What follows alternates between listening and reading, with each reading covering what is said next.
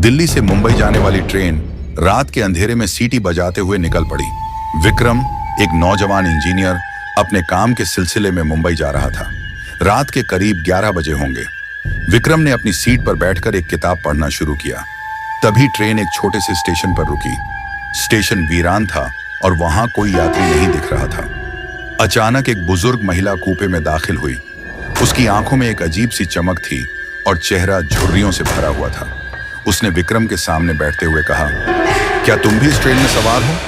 विक्रम ने मुस्कुराकर जवाब दिया, हाँ, आप कहाँ जा रही हैं? महिला ने धीरे से कहा, मैं तो यहां से बहुत दूर जा रही हूं। विक्रम ने महसूस किया कि महिला की बातें कुछ अजीब हैं। वह अपनी किताब में वापस खो गया, लेकिन महिला की आंखें उसे घूर रही थीं।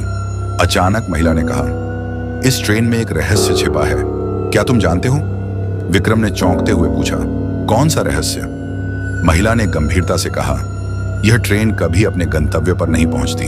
यह एक भूतिया ट्रेन है। विक्रम ने हंसते हुए कहा, आप मजाक कर रही हैं ना? महिला ने गंभीरता से कहा, नहीं बेटा, यह सच है।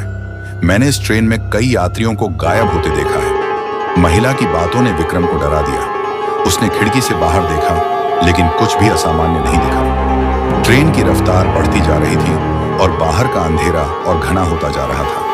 अचानक विक्रम ने देखा कि कूपे में कुछ अजीब हो रहा है। दीवारों से रहस्यमयी आवाजें आ रही थीं और ठंडी हवा के झोंके चल रहे थे। उसने बुजुर्ग महिला की ओर देखा, लेकिन वह गायब हो चुकी थी। विक्रम ने महसूस किया कि ट्रेन के अन्य यात्री भी गायब हो गए थे। वह डर के मारे कंपार्टमेंट के बाहर निकला और ट्रेन के अन्य हिस्सों में जाने लगा। हर जगह सन्नाटा पसरा हुआ था। ट्रेन के अंदर का माहौल और डरावना हो गया। विक्रम ने देखा कि ट्रेन के बाहर एक पुराना उजाड़ सा स्टेशन आ रहा था। ट्रेन ने वहां रुकने का इरादा किया। स्टेशन का नाम था भूत स्टेशन। ट्रेन के रुकते ही विक्रम ने देखा कि कुछ अजीबोगरीब छायाएं ट्रेन में दाखिल हो रही थीं। वह डर के मारे अपने कंपार्टमेंट में वापस भागा और दरवाजा बंद कर लिया। अचानक बुजुर्ग महिला फिर से प्रकट हुई और बोली, तुम्हें यहां से बचना होगा। यह ट्रेन एक अभिशप्त ट्रेन है और यहां से कोई भी जिंदा नहीं लौटता।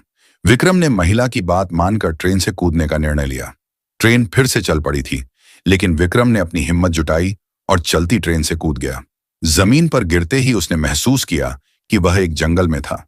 वहां से भागते भागते उसने किसी तरह एक मुख्य सड़क तक पहुंचा। अगले दिन विक्रम ने सुना कि दिल्ली से मुंबई जाने वाली ट्रेन कभी अपने गंतव्य पर नहीं पहुंची। वह ट्रेन एक रहस्यमय तरीके से गायब हो गई थी।